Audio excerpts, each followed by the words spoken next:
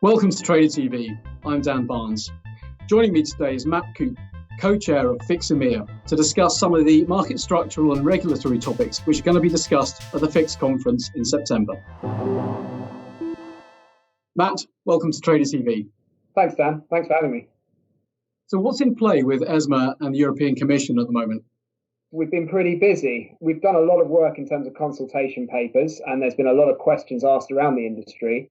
Most recently and most topically, ESMA have released a number of reports over the last week. We have a report on transparency and trading obligation for equities. We have a report on the systematic internalizer and its role in non-equities. We also have a report on non-equity transparency, but also we've got a ton coming our way over the coming months. We've got SME growth markets. Yep. We've got algorithmic trading. We've got the role of organized trading facilities in the markets, and also a consultation paper on transaction reporting. Wow. All these consultation papers propose to make changes to the regulation, changes to data, yep, changes then potentially to workflow, and then potentially even changes to how we trade and engage in the marketplace across all asset classes. Wow.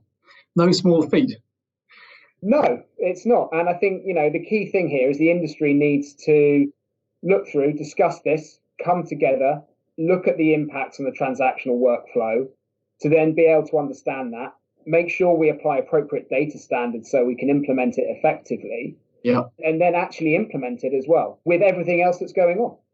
And so do you see different priorities for the buy side and the sell side in responding to these consultations? I think they are generally aligned.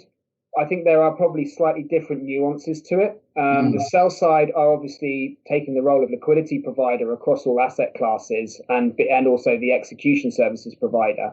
And so they are very much focused on the micro execution side of it and how the provision of liquidity might adjust. That's not to say that the buy side do not take these matters seriously either, because obviously if that changes and they see execution quality slipping, that's a key impact for them and it's not benefiting the end investor.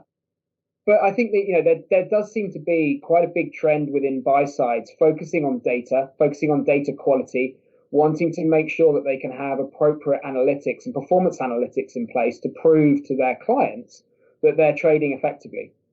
At the FIX event, we've got a strong bench of speakers, not just from Europe, but also from the US and Asia Pacific. Could you give us some of the highlights of who's going to be talking? So we have the leading policymakers within Europe, Australia, and also hopefully within the US as well.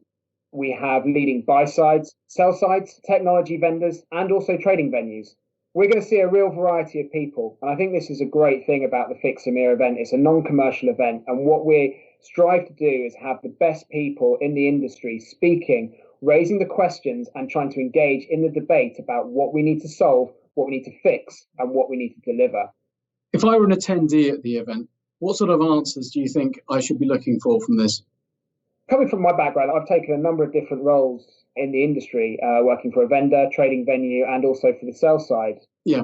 But naturally, within any role I've taken, I think the key thing that people need to look at when attending conferences is what am I going to learn? Well, how does this impact me in my role? If I'm a fintech, I need to be thinking about what my clients are going to engage in and what the challenges that I need to overcome in the future so I can future-proof them in terms of what needs to happen. If I'm a trading venue, obviously, the key market structural debates are going to be critical and making sure that I can engage with my clients in an effective way. Sell side, the same thing happens too, and also making sure that from a technology point of view, I can engage and make sure that with the buy side as my partner, I can make sure the data flows appropriately and I'm future-proofing to what needs to evolve. And of course, as a buy side, it's about the education and understanding what's going out there and being able to express your views, because the key thing about this event, it's really also a proper virtual event, enabling networking and engagement across the whole industry as well.